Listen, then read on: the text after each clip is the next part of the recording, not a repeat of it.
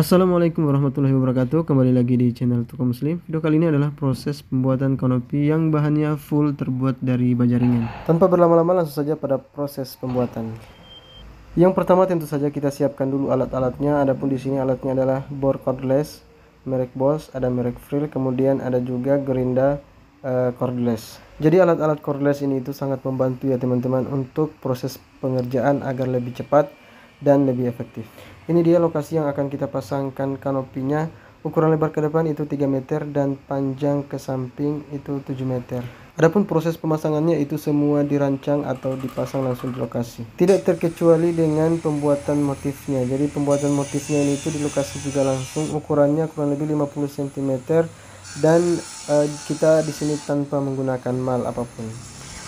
Dan seperti ini dia hasilnya setelah sudah terpasang, dan karena ini panjangnya 7 meter jadinya kita sambung ya teman-teman. Jadi ini tuh ada sambungan kurang lebih 1,5 meter, karena di bagian pinggirannya itu kurang lebih 20 cm atau 25 cm. Jadi motif yang seperti ini itu cukup banyak diminati ya teman-teman, karena memang kelihatan sangat cantik dan elegan. Juga masih jarang orang yang membuat motif seperti ini. Dan adapun jenis baja ringan yang kita pakai di sini adalah baja ringan merek Tasso ya, bukan Kaso. Karena Tasso itu tentunya lebih kuat ketimbang merek Kaso. Jadi untuk rangkanya ini kita rakit memang dari bawah sebelum kita pasang. Jenis seng yang kita pakai di sini adalah Spandex Galvalum, di mana ini adalah seng anti karat yang panjangnya itu 3 meter.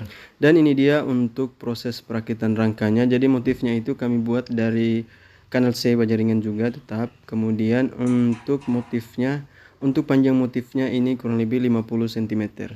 Untuk motifnya ini sebenarnya ada banyak ya teman-teman. Itu tinggal keinginan customer. Jadi di sini customer kita meminta dibuatkan motif seperti ini.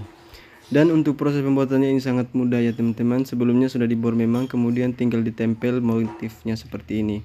Untuk alat yang kita gunakan di sini adalah bor cordless merek Frill yang kecepatannya itu kurang lebih 1500 rpm. Jadi buat teman-teman yang mau pakai bor cordless itu usahakan rpm-nya minimal 1500, karena itu juga akan berpengaruh pada proses cepat atau lambatnya dalam menyelesaikan pekerjaan kita. Buat teman-teman yang mau pakai bor listrik itu juga sebenarnya bisa, bahkan bor listrik itu sebenarnya RPM-nya lebih cepat ya teman-teman.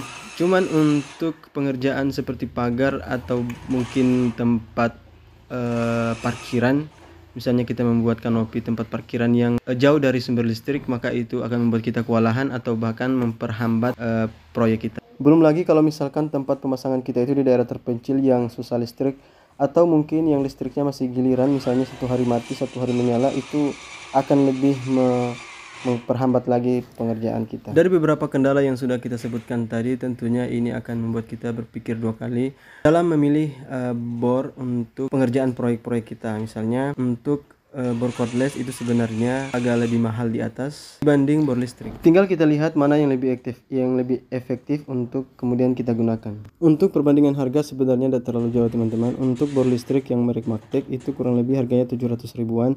Sementara bor Frill ini juga harganya kurang lebih 700 ribuan juga. Minusnya hanya di bagian caknya itu yang bor listrik itu sudah 13 mili, sementara yang Frill ini baru 10 mili. Itu keduanya sudah bisa bor beton. Kecuali kita mau pakai bor cordlessnya merek lain, misalnya Bosch, itu sudah beda cerita. Selesai kita bahas soal perbedaan antara bor listrik dan cordless, selanjutnya kita lanjut pada proses pemasangan tiang. Jadi di sini sudah kita pasang untuk kanopi rangkanya. Di bagian atasnya itu seperti ini modelnya. Jadi ini untuk tiangnya masih kita pasang tiang sementara. Untuk tiang aslinya itu masih sementara kita rakit. Untuk kanal C yang menjulur ke depan itu kita lapis 2 dan jaraknya itu kurang lebih 1 meter. Jadi total isian dalamnya itu 5 batang. Dan untuk yang menempel di dinding seperti ini, jadi kita hanya tarik 1 batang baja ringan, kemudian tinggal kita coak untuk dimasukkan bagian ringnya atau bagian kanal C yang menjulur ke depan. Dan setiap setiap jarak itu kita kasih 1 dinabol. Untuk total panjangnya ini kurang lebih 7 meter ya teman-teman. Jadi tinggal dibagi 5 saja. Untuk kuda-kudanya di sini kita pasang 5. Menurut saya sudah cukup kuat ya teman-teman, karena di sini tuh jaraknya kurang lebih 1 meter.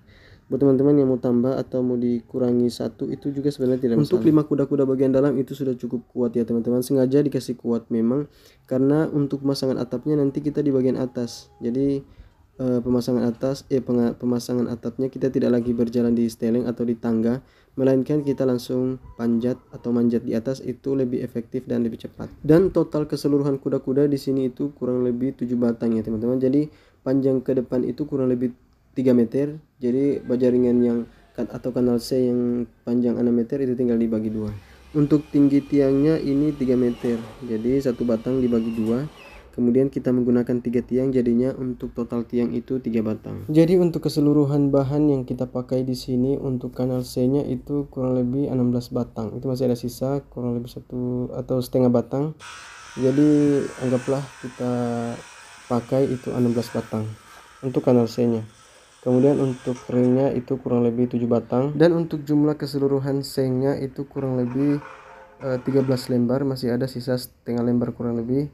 Dan itu untuk ukuran 3x7 ya teman-teman, masih ada sisa pinggir-pinggirnya.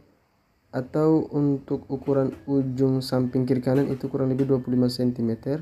Kemudian ukuran depannya juga kurang lebih 25 cm. Dan karena ukuran spandeknya ini mentok di 3 meter, otomatis di sini kita sambung ya teman-teman. Itu yang menjulur ke depan kurang lebih 25 cm. Dan kalau misalkan kita mau beli yang 4 meter juga terlalu panjang ke depan, jadi nantinya kita akan buang-buang seng atau seng potongannya itu nanti tidak berguna. Dan untuk proses pemasangan sengnya ini cukup cepat ya teman-teman, karena di sini itu untuk tukangnya atau proses pengerjaannya kita naik di atas seng, bukan lagi naik di tangga. Jadi di sini kita menggunakan tali atau tarik tali juga supaya hasilnya itu lebih lurus. Ya, perlu saya jelaskan juga kenapa kita itu memilih taso ya teman-teman, karena seperti ini kita pemasangannya itu naik di atas seng. Untuk sengnya juga ini bukan seng biasa, jadi sengnya juga kita memilih yang tebal, karena kalau misalkan kita pilih seng yang tipis itu bisa penyok kalau misalkan kita injak di bagian atas. Untuk kanal sengnya sebenarnya kita di sini pakai yang ukuran kecil ya teman-teman, ukurannya itu 75 x 65. Jadi di atas itu juga masih ada. Untuk sengnya ketebalannya itu kurang lebih 0,25 mili. Dan untuk ringnya di sini sebenarnya saya menggunakan yang merek Kaso ya teman-teman. Sebenarnya itu sudah cukup kuat karena di sini jaraknya kita tidak terlalu jauh. Tapi buat teman-teman yang mungkin mau pakai ring yang jenis Taso itu juga jauh lebih baik. Dan adapun untuk model motif yang kita gunakan seperti ini modelnya jika dilihat dari jarak dekat. Sebenarnya motif seperti ini tuh sudah lama kita pakai ya teman-teman, cuman karena saya cek di YouTube itu sebenarnya masih kurang ternyata. Jadi buat teman-teman yang mau copy atau mau dicontoh silakan dicontoh, semoga bisa bermanfaat. Baik teman-teman sekalian, dan ini sudah selesai untuk pemasangan atapnya. Ini tinggal kita pasangkan tiang di bagian tengahnya. Baik teman-teman sekalian, semoga bermanfaat. Like jika suka, share jika bermanfaat video ini, dan jangan lupa dukung channel kami dengan klik tombol subscribe. Assalamualaikum warahmatullahi wabarakatuh.